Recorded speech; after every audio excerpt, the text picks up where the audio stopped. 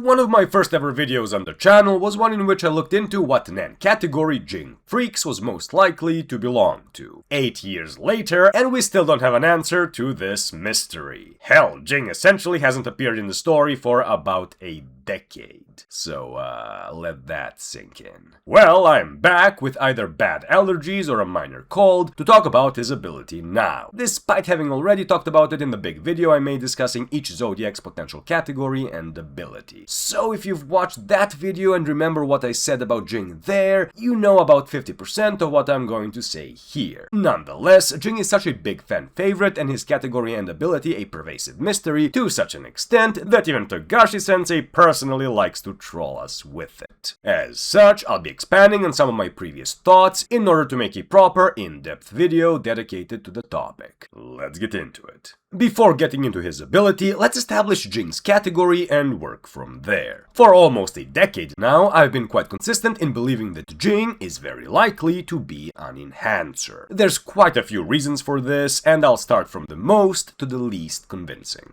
Reason number 1. Ging has showcased a thus far unprecedented level of talent with regards to Nen via his capacity to mimic simple strike-type abilities. This is not through a proper Hatsu which copies abilities, but simply owing to his world-class talent for understanding the mechanics and principles of Nen, making him able to reconstruct simpler abilities on the fly by seeing and feeling them once. If you'll recall my Hatsu levels ranked series of videos, there I tried to break down the mechanics of various abilities by identifying the Nen mechanics inherent to specific categories that went into making a particular Hatsu, and then graded the Hatsu's overall complexity based on the level and the number of the mechanics which made it up. Well, that series was in part inspired by Jing's breaking down and ad hoc alteration of Leorio's ability, as it made it clear that a Hatsu can be broken down into simpler constituents. If I had to put a number on it using the system I created, I'd probably say that Ging can reconstruct on the fly strike-type Hatsu he sees and gets hit by up to a level 5 or so, and Leorio's displaced punch is somewhere between a level 4 and 5 depending on its exact mechanics. As I talk about in those videos, a level 5 Hatsu really cannot be regarded as simple, and are already at moderate level with regards to complexity. But I think it's completely in character for Ging to be a bit out of touch with what's moderately difficult for most people, considering Isaac freaking Netero ranked him among the top 5 Nen users in the world. Periston's reaction when Ging was explaining what he was doing and framing it like he was just coloring a paint-by-the-numbers picture book speaks to that, I'd say. Despite this level of talent, Ging did specify that he's able to mimic strike-type Hatsu. This could be because they inherently tend to be on the simpler side, but it's also possible, and even likely I'd argue, that it's because of his natural talent for developing such abilities, owing to him belonging to a category that naturally excels at them. That category being, of course, none other than Enhancement. About half of the abilities we've seen from it come down to a strong punch, a really strong punch, or a really goddamn strong punch, with some variety sprinkled in here and there. Furthermore, those strike-type abilities not belonging to Enhancement, such as Leorio's emission-based punch, the Greed Island Pirate Boxer's emission-based punch, Lynch's Body and Soul, Razor's Emitted Ball, Gon's Transmuted Scissors, Zeno's Dragon Head, Sadaso's Invisible Hand, etc., all belong to emission and transmutation, both of which are adjacent to Enhancement. Both Conjurers and Manipulators tend to be far less direct with their attacks, with Conjurers relying on conjured objects or entities to facilitate their abilities, while Manipulators tend to work their magic through objects, animals, or people, making them inherently more complex and putting the skill floors and ceilings of these two categories higher than those of Transmutation, Emission, and particularly Enhancement. As such, Ging belonging to Enhancement would make the most sense, as it would best fit his natural talent for understanding, breaking down, and then reconstructing relatively simple strike-type Hatsu. Reason number 2, genetics. Gon is an enhancer, and the Zoldycks heavily imply that genes play a role in one's Nen typology. All the black-haired Zoldycks are manipulators, while 2 out of the 3 white-haired ones are emitters, with Killua being the odd one out. Killua, being an exception in this way, works well from both a world-building and a narrative standpoint. World-building-wise, it showcases that while genetics does play a powerful factor in determining one's Nen type, one's environment, upbringing, and emergent self very much do as well. Narratively, it works great because it contextualizes Killua's breaking of the mold with regards to his family's upbringing and expectations. This is the main focus of Killua's election arc character development, wherein he ends up being the only Zoldyck to view Alluka/Nanika as their own persons and family, choosing the path of the caretaker and protector rather than that of the assassin.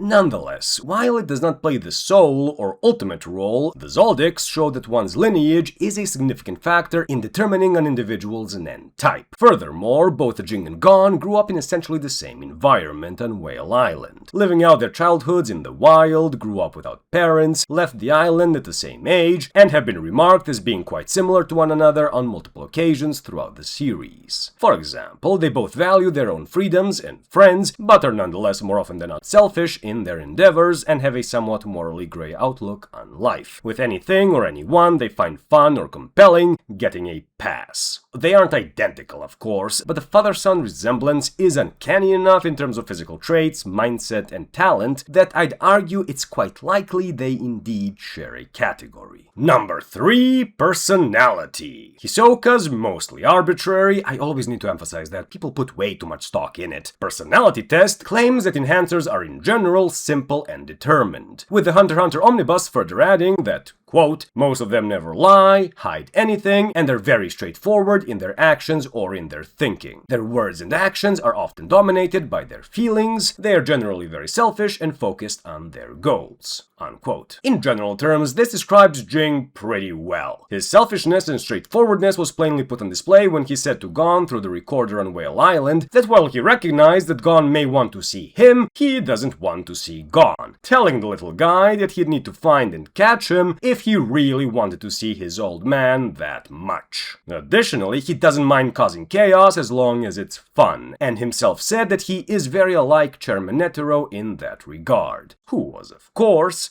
an enhancer. He did say that Periston is similar to the late chairman in that regard as well, but Periston's motivations for causing chaos and messing with people are far more malicious and pernicious than Jing's and Netero's, as I may get into in another video. Ging also hasn't ever explicitly lied as far as I recall, and seems to give truthful answers when explicitly asked about his thoughts, motivations, and so on. I don't think I need to go into his amazing focus and determination considering Jing's feats of becoming one of the most powerful Nen users in the world, him creating an IRL video game in the form of Greed Island, joining the DC expedition, and so on. The only thing Ging cannot be described as is straightforward in his thinking or simple, unless you really want to cherry pick and narrow down the meaning of the word. Yes, the man is simple in the sense that he just wants to have fun, but most characters just want something. Kurapika just wants to retrieve the eyes of his dead brethren. Leorio just wants to become a doctor to help people in need. Netero just wanted to fight someone of equal or greater martial prowess than his own. Beyond just wants to reach and explore the DC, and so on. That said, while these horoscope-esque descriptions are general enough that most characters can realistically fit at least a couple of them, it cannot be disputed that the general description of a stereotypical enhancer is indeed the best fit for Ging as much as that's worth. Number 4. There's also the unlikely theory that Ging might have used the Greed Island card called the Pregnancy Stone on himself in order to test it or for whatever other reason, and may have spawned Gon in that way. If so, depending on exactly how the stone worked, Gon may be much closer to a clone of Ging rather than an offspring in a traditional sense, which would possibly explain why Ging was so reluctant to talk about Gon's mom on the recorder. If so, the two of them sharing a category becomes much more likely. And finally, number 5. Speaking of the recorder, the last and least compelling reason is the fact that neither Gon nor the much more physically stronger and at that point Nen awakened Killua were able to even dent the recorder, which was presumably imbued with Jing's own Nen. The recorder itself seemed to be a physical and not a conjured object, as it would have otherwise disappeared after Gon had listened to it, instead of rewinding itself to erase the tape, meaning that its immense durability was accomplished through enhancement. Now, while this could absolutely point to Ging being an enhancer and should absolutely be mentioned in a cumulative argument such as I'm making, it's by far the weakest this single piece of evidence, since A, we don't know what the presumably divine script that the outer cage was encoded with was meant to exactly do, and B, listen, even if Ging was a manipulator with as little as a 60% affinity for enhancement, that would still be more than enough for a world-class NAN user to shield a recorder from the physical attacks of a pre-York New Killua. Now, while I do believe Jing's likeliest category to indeed be enhancement, I will say that the next likeliest one is specialization. The chances of Ging being either a natural-born specialist or someone who had undergone a natural NAN-type shift to become one are reasonably high, I'd say. We've yet to see or hear of anyone who's undergone such a shift, and Ging being the first confirmed case would make a lot of sense considering his vast experience, NAN talent, and unprecedented knowledge. Because of both the locked box containing the recorder and Greed Island itself, which featured it extensively, we know that Ging seems to be very familiar with the mysterious divine script, which seems to be a way of encoding certain NAN properties. This, paired with his constant outings into mysterious and dangerous places, as well as his interest in the unknown and esoteric, all tell me that if there was a method for someone to undergo a natural NAN-type shift in order to turn into a specialist, it would have to be known by either him or beyond. As such, Ging being a natural-born enhancer turned specialist is also quite likely in my opinion. Whatever the case, the ability I've come up with for him would just work even better if he were a specialist rather than an enhancer, since, as I've talked about in a number of videos by now, specialization is just an objective boost in all cases where an end user relies on categories outside of their innate one. Also, there is the possibility that he is an emitter because of his somewhat volatile temper and the fact that he reasonably looks like Yusuke Urameshi from Togashi's Yu Yu Hakusho, who was actually retroactively designated as an emitter in an old databook. But I won't be focusing on that. Emission is, in my estimation, the third likeliest category for Ging, but is reasonably below both enhancement and specialization as things stand currently. Well, I definitely had more to say on the topic of Jing's NAN category than 8 years ago. While my arguments have expanded in scope, my conclusion has remained the same. Which, hey, props to the 8-year younger overstinker. Alright, so going on the assumption that Ging is an enhancer, what do I think his ability is? While he may have a simple strike-type ability he considers a Hatsu, possibly one he had developed when he had just started out as a hunter, I believe he would have outgrown it and developed a much more complex Hatsu that better matched his developing outlook and priorities. Furthermore, his nigh unparalleled genius with NAN would allow Ging to kind of make stuff up as needed, using various strike-type abilities he's seen and been hit by throughout the years, best suited for the situation at hand. As established, Ging doesn't steal, borrow, or copy people's Hatsu through a Hatsu of his own, but simply reconstructs them from the ground up by understanding and then evoking the NAN mechanics that went into their creation. As such, all strike-type Hatsu reconstructed by Ging wouldn't actually constitute a Hatsu in Jing's hands. See, a Hatsu is one's own personal expression of NAN, and can be as complex as Chrollo's Bandit Secret, or as simple as Uvo's Big Bang Impact, which is nothing more than a co-empowered punch. However, Jing's amazing NAN prowess and uncanny ability to read and understand both people and NAN means that once he sees someone's ability in action, gets hit by it once, and gets to know them a bit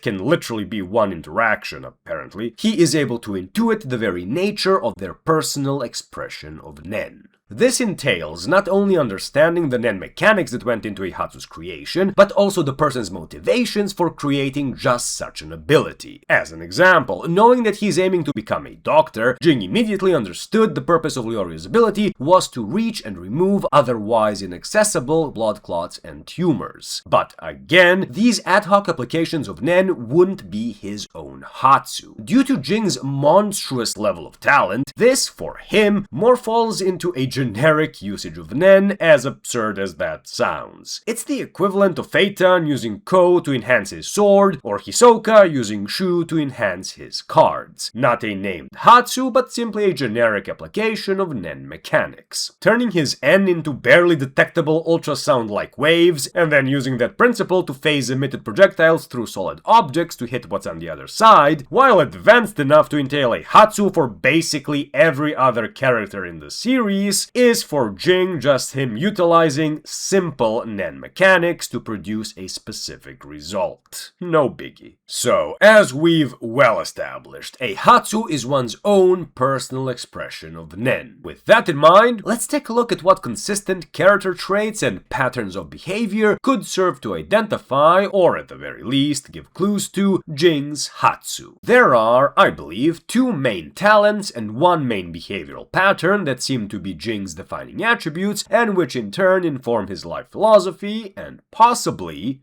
Hatsu. First is, of course, his world-class talent for Nen. I've already well established this, and quite frankly, all you need to know is that Netero considered him one of the top 5 Nen users in the damn world. Someone with this level of Nen understanding and mastery is sure to have at least a reasonably complex ability, particularly since he may have dozens of simple strike-type abilities at his disposal as is. His other talent pertains to his amazing ability to read and understand people. Ging needs very little input from any single individual in order to gain a solid grasp of what makes them tick, which he can then use to either grow close to them if what he sees is to his liking, or mess with them if they tick him off. This preternatural capacity to get into another's head and imagine things from their perspective, paired with his natural charisma, is undoubtedly the reason why he has been able to win over so many people throughout his life, and has developed an extensive information network of people feeding him information few others, including pro hunters, would be able to get their hands on. This incredible capacity for understanding people, I believe, has to in some way be incorporated in his Hatsu. Now for his defining pattern of behavior. While his aloof and oftentimes solitary nature does mean Ging regularly spends long stretches of time without any meaningful human contact, when he does meet someone he likes, particularly if they have shared interests or goals, Ging will grow genuinely close to them and will do his damnedest to help them find a place to belong to or to achieve whatever it is they're seeking. For example, in cases like razors, but particularly kites, he was willing to go out of his way to help both of them, even putting his own goals on hold in order to help and teach Kite. More specifically, the man seemingly has a very strong proclivity towards either creating or injecting himself in groups of people to aid them in whatever goal they've undertaken. His first ever genuine endeavor as a pro hunter had him forming a group of trusted people and uncovering an archaeological site no one else was willing to explore. Later on, the man was able to convince a group of, presumably, very competent Nen users to essentially give up their lives and create an IRL game with him in the form of Greed Island. He even left at some point to do his own thing, with most of the people involved seemingly completely fine with the fact that he dipped out, despite effectively being stuck on a remote island for a few decades. Finally, as recently as 10 years ago, we could see him injecting himself in Beyond Netero's crew, with most of the crewmates accepting him as not only Beyond's number 2, but also as a fellow comrade soon after.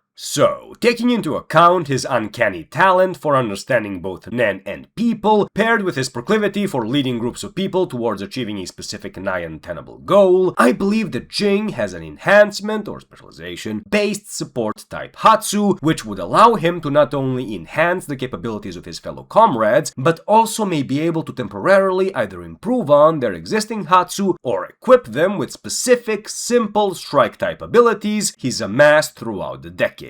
The name of this ability would of course have to be something along the lines of Little Detours. To explain a bit more, upon discovering the aforementioned archaeological site and, in a way, catching his first quarry as a pro-archaeological hunter, which may have even earned him his first star, Ging understood what he actually valued most. What made the whole ordeal worthwhile wasn't solely or ultimately the completion of the goal itself, but the camaraderie he'd developed and the connections he'd made in the process of chasing said goal. The people were what mattered. As Ging told Gon atop the world tree, you should enjoy the little detours to the fullest, because that's where you'll find the things more important than what you want. With that in mind, Ging having an ability catered towards protecting and empowering the people he'd set out to achieve a goal with would fit his personality and life philosophy really damn well. I even have some evidence to back this up. See, Ging initially approached Beyond's crew to reign in Pariston, but ended up joining them on a whim and has already found himself enjoying the companionship of the other crew members, as he admitted to Muher when the mercenary commander chastised Ging and questioned his motives for offering money to the temp hunters and private mercenaries, since such a gesture risked the spread of rumors of their loyalties getting bought out. Ging explained that he was flustered and wasn't thinking that far ahead, but said he understood that these weren't the type of people that'd be dazzled by money, and reasoned that them accepting it really meant accepting him as a person. Then, when Ging made the final push for Muher to accept the money himself, and even agreed to conditions which would essentially make him Muher's subordinate, Ging argued that the money wasn't just a freebie, but was also a form of self-interest on his part. That line always bothered me a bit, and it remained pretty much the same regardless of the translation I looked up. See, while the self-interest Ging spoke of could solely refer to the peace of mind he'd feel if everyone in the crew signaled their acceptance for him through the symbolic act of accepting his money, I think it goes deeper than that. I believe that the people around him accepting Ging through a specific predefined gesture is actually one of the conditions needed for his ability to activate.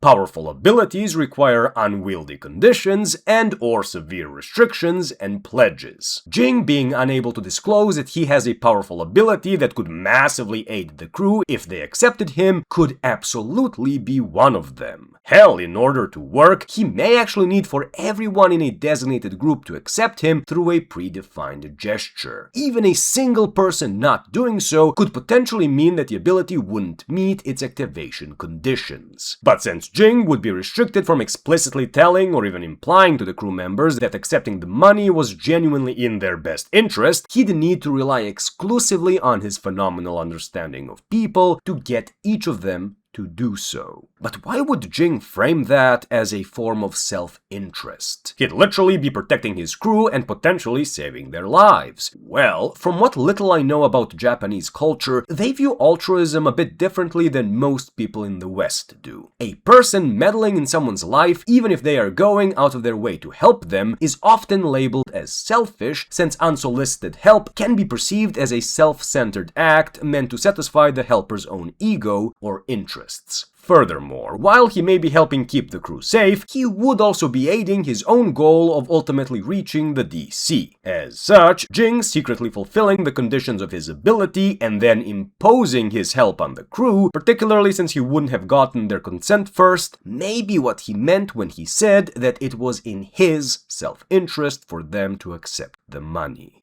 To add to that, when this unnamed crew member accepted Jing's money and immediately went to donate it to his sister's hospital in order to ensure she'd get the care she'd need even if he were to die on the expedition, Ging said to him that now that he'd heard his motivations and story, he wouldn't allow him to die. And bear in mind, this is a man fully aware of the absolute scope of danger the DC entails. I don't think he would have made such a promise lightly. Finally, to briefly speak to the potential nature and the end mechanics of Little Detours. As established, this ability would primarily rely on enhancement. Specifically, its thus far most complex mechanic of growth/potential enhancement, which I've designated at a high level 5 as part of the aforementioned Hatsu level series. Growth/potential enhancement is responsible for Hatsu-like builds Erigeron and was in part what had made Gon's transformation possible. It also plays an essential role in Morena's contagion, with the designated members gaining increased aura reserves and output, as well as improving on their abilities as they level up. Growth/potential enhancement would be the baseline mechanic. From here on out, things could go a myriad of ways, out of which I'll outline a few. Perhaps increasing potential or output in the NAND memory would allow those affected by Little Detours to either temporarily or permanently improve on their Hatsu, either through their own efforts or, more practically, via Ging's direct and immediate guidance. For example, while the boost was active, Ging could perhaps directly transfer knowledge of the various NAND mechanics he's mastered to his comrades affected by Little Detours in order to imbue their abilities with specific properties, such as Leorio's matter phasing, for example. As in, imagine if the guys using the conjured guns to fire off emitted bullets were suddenly able to phase their projectiles to bypass a physical obstacle such as a rock, shield, or carapace to directly strike at their targets. This transfer would occur via the baseline level 4 emission-based mechanic of property transference. However, while I put Lynch's thought transference at that baseline level 4, since this mechanic is scalable, I'd put actual knowledge or skill transference at a level 6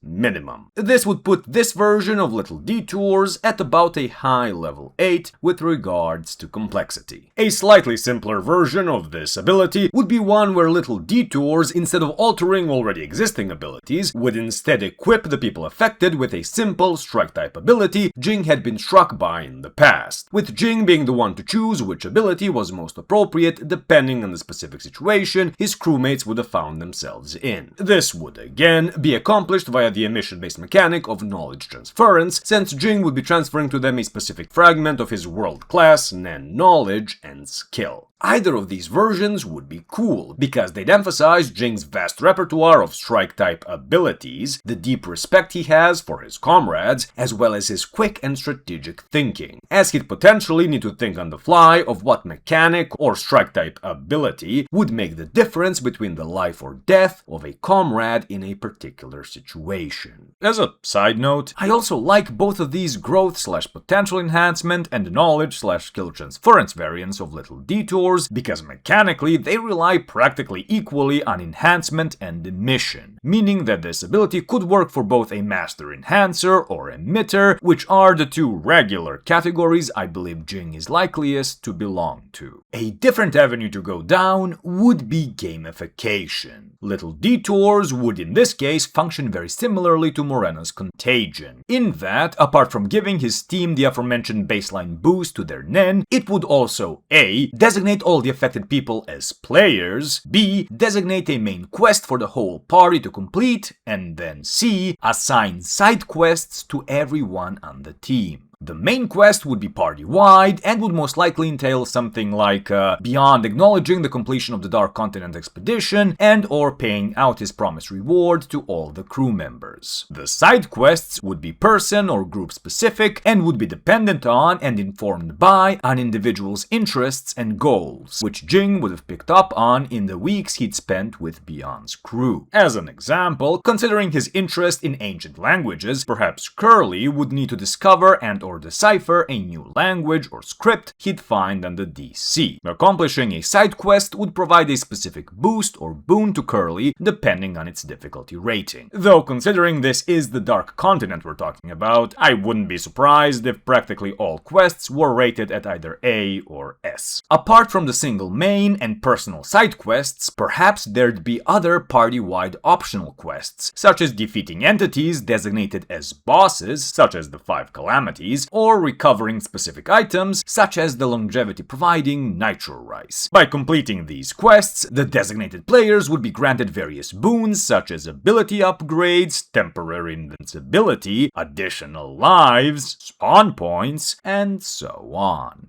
This would be an example of an ability I'd absolutely have to give the maximum complexity rating of a high level 10, the same as Morena's Contagion. This kind of gamified take on Little Detours would work well because A. it would emphasize Jing's love of games, the man spent years developing Grid Island after all. B. it would really embody his philosophy of Little Detours, particularly with the focus being on the players and them completing various side quests in order to grow stronger to complete complete their shared ultimate goal. And C, its nigh unparalleled complexity would really bring home Jing's world-class Nen mastery. The only problem is that for an ability like this to work, he'd absolutely need to be a specialist. No other category would suffice. Finally, to just briefly state at the end here, I believe that this sort of ability that's based on forwarding the goal via the preservation and empowerment of one's allies would serve as an excellent narrative contrast to Beyond's alleged ability, which is in part focused on sacrificing his own progeny in order to realize his dream.